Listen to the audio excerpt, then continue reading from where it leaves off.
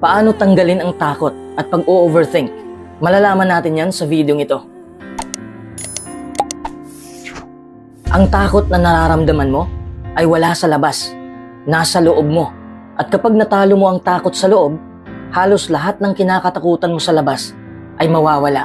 Ang mga banta sa labas ay mawawala. Minsan kasi, ayaw nating gawin ng isang bagay dahil nauunahan tayo ng takot. Fear. False evidence appearing real. Akala mo totoo, pero pinaglalaruan ka lang pala ng isip mo bawat araw. Pinaniniwala ka nito na may masamang mangyayari sa'yo. Pagsasabihan ka nito na huwag magtiwala sa lahat ng tao, pati na sa sarili mo. Pero ang totoo, wala namang dapat katakutan. Kinukontrol ka lang nito. Ang takot na palagi mong naramdaman ay nakadikit na sa iyong subconscious mind, kaya't palagi ka na lang nag-o-overthink. Kadalasan ng mga iniisip mo ay mga masasamang bagay. Ganito rin ako noon. Ang dami kong kinakatakutan. Particularly sa kinabukasan ko. Takot akong ma-stuck sa buhay na ayaw ko. Pero ngayon, lahat ng takot ko sa mga maaaring mangyari ay nawala. Gusto ko rin tulungan kita, lalong-lalo na ngayon na napakahirap ng buhay. Halos lahat nababalot ng takot. Takot malugi, takot mawala ng pera, may takot sa opinyon ng ibang tao, takot sa realidad ng buhay. Alam ko ang naramdaman mo. Madali lang talagang matakot. Pero narito ako upang sabihin sa'yo na wala kang dapat katakutan. Tandaan mo lang to. Kapag palagi kang nag-a-analyze ng mga bagay o sitwasyon, maparalyze ka. Analysis, paralysis. Sabi ko nga kanina, pinaglalaruan ka lang ng isipan mo. Marami kang maririnig sa ulo mo na hindi naman totoo. Kung isa ka sa mga taong nag-o-overthink, para talaga sa'yo ang mensaheng ito. Please, stop living in fear all the time. Lahat na lang ng pangyayari sa mundo ay kinakatakutan mo. Kung hinahayaan mo lang na babalutin ka ng takot, walang tao ang magkakagusto sa'yo. Lalayuan ka nila. Bakit ko nasabi? Dahil ayaw nilang mahawa ng negative energy mo. Alam mo ba kung bakit natitrigger ang takot mo na yan? Palagi ka kasing nakatutok sa negatibong bagay. Kapag nakapokus ka sa negatibong bagay, marami kang makikitang negatibo at maririnig na negatibo. Minsan nga takot kang makipag-usap sa iba dahil wala kang tiwala sa kanila. Takot kang mamatay. Kahit alam naman natin na kahit anong oras ay pwedeng mangyari yun. Nabubuhay ka araw-araw na puno ng takot. Buhay ka nga, pero kinakain ka pa unti-unti ng takot mo. Ang takot ay parang vampira na hindi mo nakikita pero nararamdaman mo. Kakainin nito ang buong lakas mo, pati kaligayahan, kagalakan, ang mga matatamis mong ngiti ay sisip-sipin nito. Pwede bang sa pagising mo, mag-imagine ka naman ng magagandang pangyayari? Napakaganda ng mundo. Napakasarap mabuhay. Wala namang katakot-takot sa mundo. Natatakot ka lang dahil sa inuukit ng iyong isipan. Lahat ng nilalang ng Diyos ay nagbibigay ng liwanag sa iyong buhay. Tingnan mo ang mga puno sa labas ng bahay niyo. Tingnan mo ang sikat ng araw. Pakinggan mo ang awit ng mga ibon. Your subconscious mind is 1 trillion times more powerful than your conscious mind. Ang subconscious mind natin ang nagkukontrol 90% sa kilos natin. Alam mo ba ang pinakamatindi? Ang subconscious mind natin ay oo lang ang nalalamang sagot. Oo lang ito ng oo. Halimbawa kapag sinabi mong natatakot akong mabigo, sasagutin ka niya ng oo, dyan ka lang kasi takot ka. Anong kilos mo? Wala. Pinapahinto ka ng subconscious mind dahil sa idinidikta ng iyong conscious mind. Kaya't mag-ingat ka sa pinapakain mo sa iyong subconscious mind dahil sasagutin ka nito. Kung anong ipinakain mo sa isipan mo, kakainin ka nito pabalik. Hindi ka taka-taka kung bakit lumobo ang takot sa buhay mo. Dahil pinapakain mo ng katakot-takot na mga salita ang utak mo. Kung ang positive energy ay nakakahawa rin ang negative energy. Tinatawag natin itong mirror effect. Halimbawa kapag may kaibigan kang tatakbo sa harap mo at takot na takot, ninenervyos, ano ang reaksyon mo? Matatakot ka rin. Nakakahawa ang takot. Paano kung ang humarap sa'yo ay masayahing tao? Siyempre gagaan ang pakiramdam mo kahit may problema ka. Nakakahawa ang ating energy. Kaya't mag-ingat ka sa mga tao sa paligid mo o sa mismong sarili mong isipan. Kung gusto mong matanggal ang takot sa isipan mo, kung gusto mong mawala ang pag-overthink mo, tanungin mo muna ang sarili mo ngayon. Meron ba akong dapat katakutan ngayon? Siguro sasabihin mo, sa ngayon wala pa, pero bukas baka meron na. Teka lang, ang sabi ko, meron ka bang kinakatakutan ngayon? Huwag mo munang isipin ang bukas. Meron bang kakilakilabot na bagay na nangyari ngayon? Wala naman, di ba? Bakit mo pa pangunahan ng mga bagay na hindi pa naman nangyayari? Huwag mong pakialaman ang mangyayari bukas. Learn to live in the now. Kasi kung mamuhay ka lang ngayon, sa mismong araw na to, at gawin mo to araw-araw, lahat ng takot mo ay matatanggal. Tandaan mo ang sinabi ni Fritz Perls, lose your mind and come to your senses. Kontrolin mo ang iyong isipan. Kapag kasi nakapasok ang takot sa isipan mo, pati body pose mo ay apektado. Kung apektado na ang postura mo, bababa rin ang level ng iyong confidence. Huminga ka ng malalim at sabihin mo sa sarili mo, ang mga pangyayaring kinakatakutan ko ay hindi pa nangyayari. Relax lang muna ako dito. Kapag nagdi-deliver ako ng speech sa harap ng ilan, kinakabahan ako. Alam kong natural lang yon, pero pinapakalma ko ang sarili ko. You see, our mind tells us to be afraid of things. Analysis creates paralysis. Yan ang dahilan kung bakit nabubuo ang takot sa buhay mo. Dahil ina-analyze mo ang lahat ng bagay.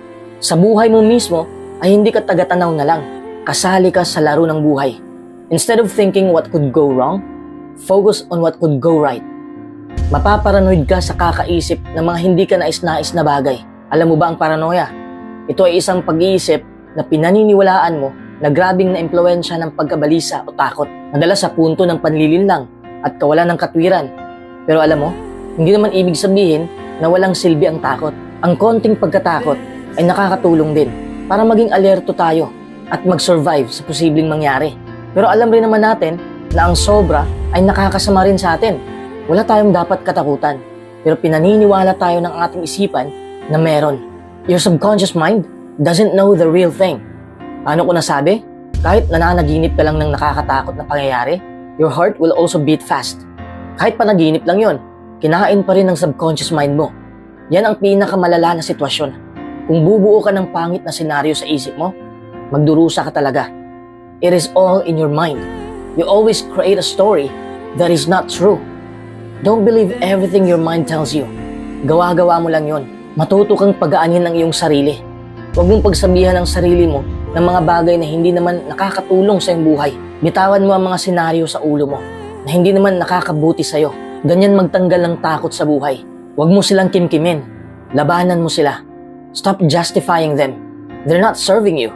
Ibig sabihin kung takot na takot ka, nagiging biktima ka ng sarili mong isipan. Dapat maging bida ka sa sarili mong kwento. Life is not happening to you. Life is responding to you. Kung haharapin mo lang ang kinakatakutan mo, mag-i-evolve rin ang buhay mo. Kahit huwag kang magtago na lang. Huwag kang magmukmok. Lumabas ka at harapin mo ang kinakatakutan mo. There's nothing to be afraid of. Kung may nililigawan ka ngayon, huwag kang matakot na mabasted. Huwag kang mag-overthink. Be confident. Kung mabasted man, then that's life. Hindi ibig sabihin na talunan ka. Panalo ka pa rin. Kasi natutunan mo na hindi lahat ng tao ay magugustuhan ka. Matuto ka sa realidad ng buhay. Wala namang mawawala sa'yo kung haharapin mo ang takot mo. Mag-focus ka lang sa mga bagay na nakakapagpagaan ng loob mo.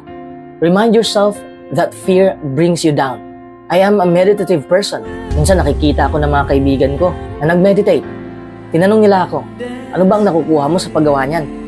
Actually, wala akong nakukuha. Pero may natatanggal ako. Ano yon? Takot, pagkabalisa, pag-overthink. Meditation is one of the best ways to remove negative thoughts from your subconscious mind. Alam mo ba kung ano ang meditation? Ito yung pagsasanay na isubsob ang iyong sarili sa sandaling ito. Be grounded in the present moment. Dito mo rin mas makikilala ang sarili mo. At kapag kilala mo na ang buong pagkatao mo, tatakbo ang takot mo. Ang takot mo na ang matatakot sa'yo. Allow your thoughts to come and go without judgment. Huwag mong husgahan ang sarili mo. Huwag mo nang isipin ang hindi kinakailangan. Stop being so hard on yourself. Hindi naman kita tinuruan na maging perpekto sa buhay. Tinuruan lang kita kung paano pagaanin ang buhay. Hindi tayo nabubuhay dito para magpapaka-perpekto. Nabubuhay tayo dito para magpakatotoo. Huwag mong ibagsak ang iyong reputasyon. Hayaan mo sila kung ano ang sinasabi o iniisip nila tungkol sa'yo. Kapag wala ka nang pakialam sa opinyon ng iba, malaya ka na.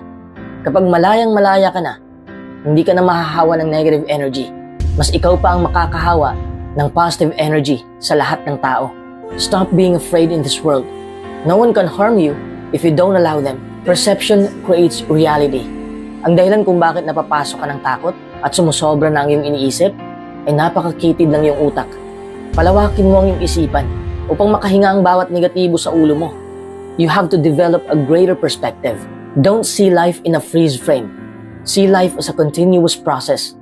Kapag malawak ang iyong pananaw, malawak rin ang iyong pangunawa. Mas lalo mong maunawaan na wala palang dapat ikatakot. It's not as bad as it seems. Malalampasan mo rin to. Alam ko, mag-focus ka lang sa mga bagay na may silbi sa buhay mo. Hindi yung mga bagay na mas ikakatakot mo pa. Punuin mo ng pagmamahal ang iyong puso. Huwag takot ang higupin mo.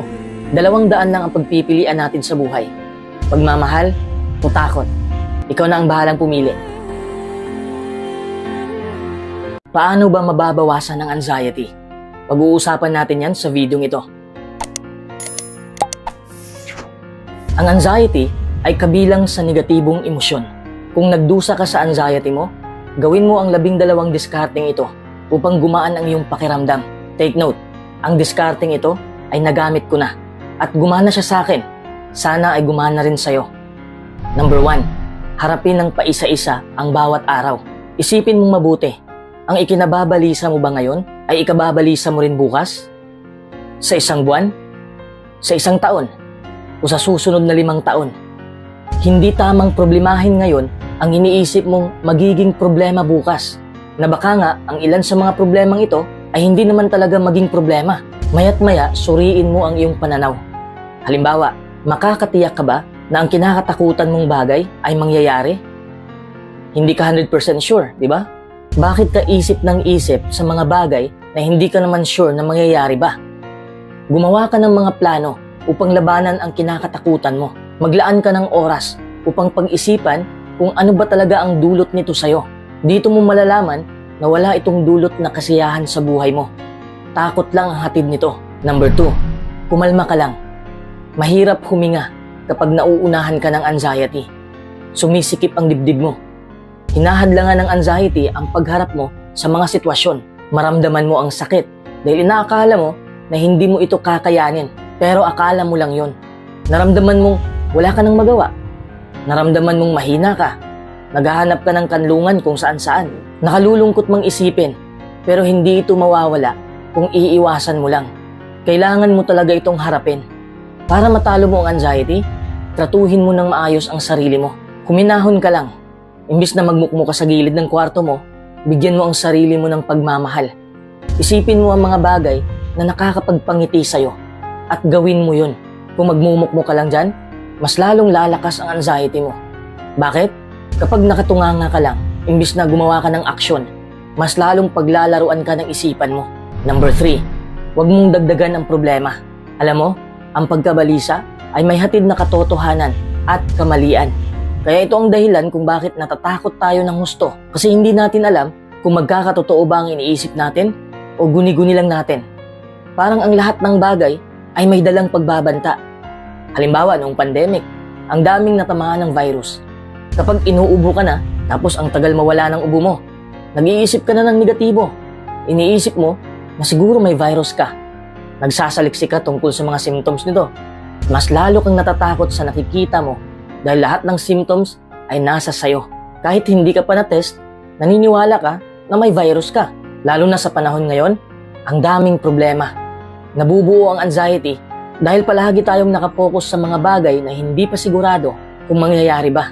Nangangamba ka kahit hindi pa nag-i-exist ang problema. Mga pangambang hindi makatwiran.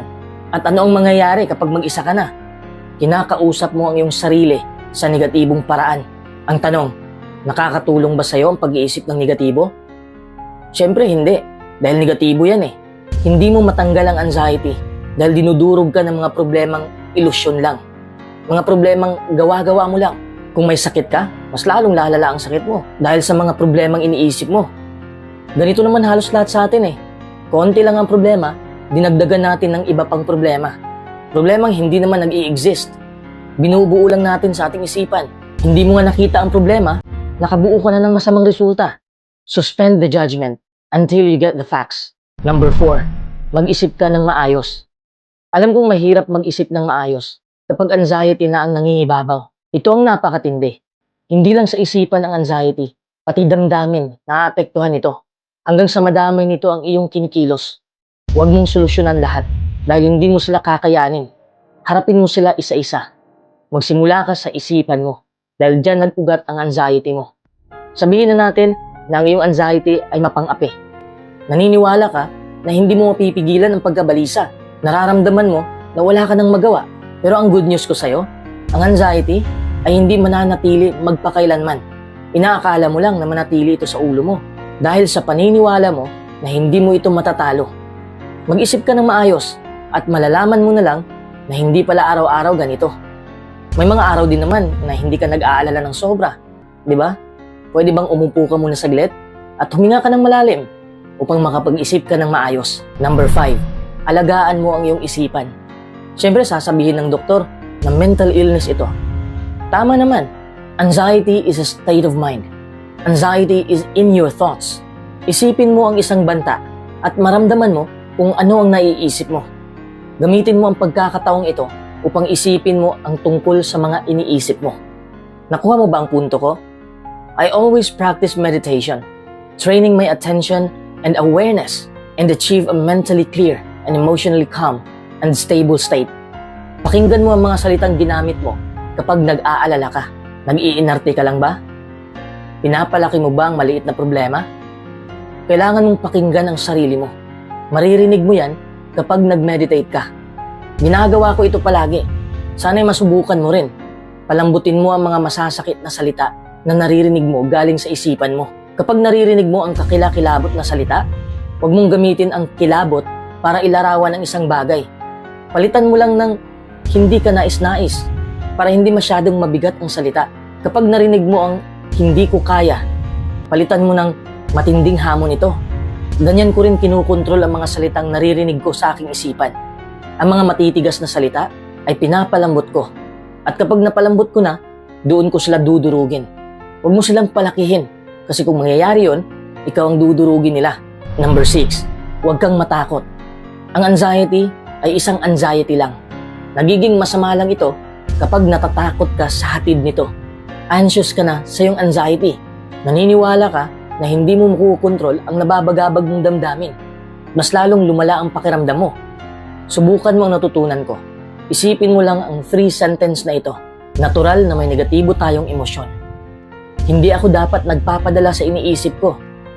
Ipaubaya ko na lang ito sa Diyos. Ibig sabihin ng 3 sentence na yan ay tanggap mo na ang pangyayari.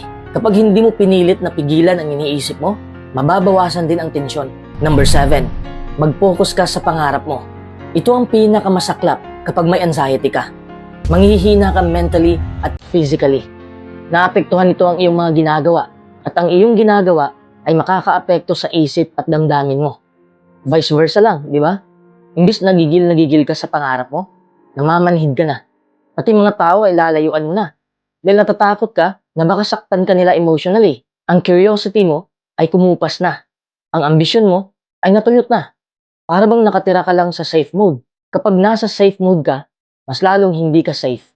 Yan ang problema natin. When we live comfortably, life will keep throwing us shit. There is no way to live your life. Kahit may anxiety ka, huwag mong kalimutan ang pangarap mo. Kahit nawalan ka ng gana, sikapin mo pa rin magliyab ang apoy sa puso mo. Go after what you want. Number 8, maniwala ka na kaya mo to. Ito kasi ang malala. Kung iniisip mo na hindi mo kayang wasakin ang anxiety, mapupunta ito sa depresyon. Hindi pareho ang depresyon at anxiety, pero magkadikit ang dalawang to. So don't think you're powerless. Believe you can defeat anxiety. Ipakita mo sa anxiety mo na mas malakas ka sa kanya, na kaya mong lumaban. If you face this, you will feel better about yourself and your life. Uulitin ko, ang pagkabalisa at depresyon ay may magkaparehong anyo. Pareho silang nagdadala ng doubts at parang blanco ka lagi. Disrupt one of these linked conditions and you are on your way to fixing a mixed anxiety and depression problem. Number 9, harapin mo to. Harapin mo dahil makakaya mo. Kung may anxiety ka, syempre mawawalan ka ng ganang kumilos. Lahat na lang ipinagpaliban mo. Ayaw mo nang magbago dahil napapagod ka na. Ang mga problema ay nagpatong-patong na at nahihirapan ka ng solusyonan. Ang anxiety at procrastination ay may hatid na hindi maganda sa buhay mo. Mas papasukin ka ng mga negatibong bagay. mga bagay na hindi ka komportable. Emosyonal mong iniiwasan ang paglapit at pag-ayos ng problema. Sa halip na harapin mo ng tama at umaksyon ka, tumatakbo ka na lang. Subukan mo ang ibang paraan. Ang paraan na gusto mo. Kasi may kanya-kanya naman tayong paraan para labanan ang negatibo sa isipan natin. Harapin mo ang sitwasyong kinakatakutan mo. Gawin mo ito kahit maliit na hakbang lang. Makikita mo na lang na ang anxiety at procrastination ay unti-unting maglaho.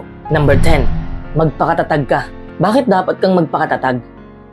Dahil ang anxiety ang magpapahina sa'yo. Mawawala ang kumpiyansa mo. Kapag nagdududa ka na sa sarili mo, nagdududa ka na sa kakayahan mo. Mawawala rin ang tiwala ng ibang tao sa'yo. Kasi maramdaman ng tao ang emosyon mo eh. Maipasa mo yan sa kanila. Dahil sa mga pagdududang ito, pinilit mong maging perpekto. Nagpapaka-perpekto ka para hindi ka lalayuan nila. Alam mo ba kung sino ang nagkukontrol sa'yo? Ang anxiety mo.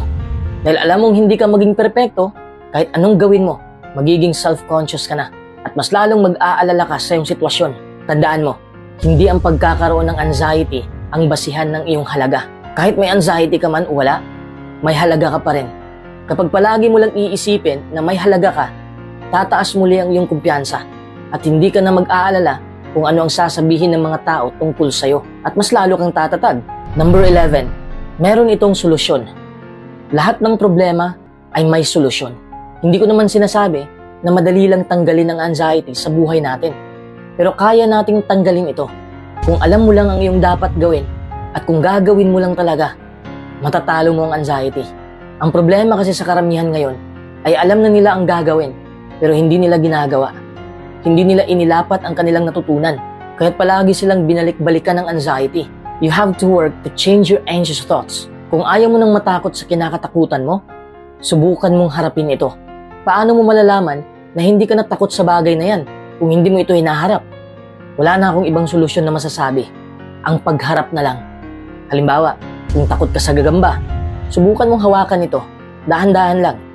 Kapag nahawakan mo na o naharap mo na ang kinakatakutan mo, masasabi mo na lang sa sarili mo, kaya ko pala.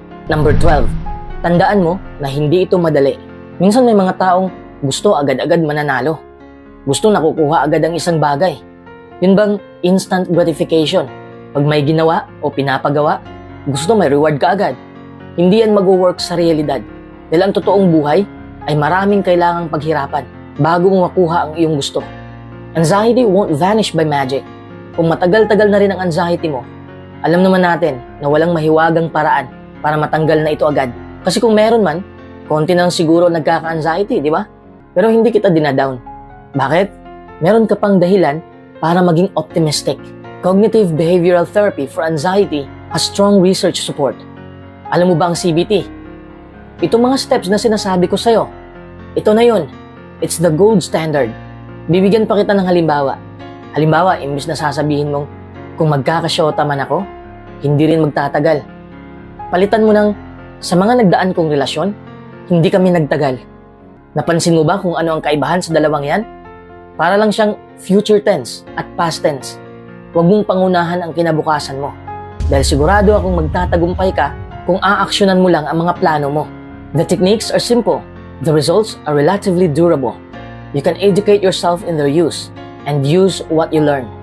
Alam mo, minsan naiisip ko, ang dami-dami kong problema noon. Pero ang nakakatawa, ang iba sa mga pinoproblema ko noon ay hindi nangyayari ngayon. Kasi binuo ko lang sa isipan ko.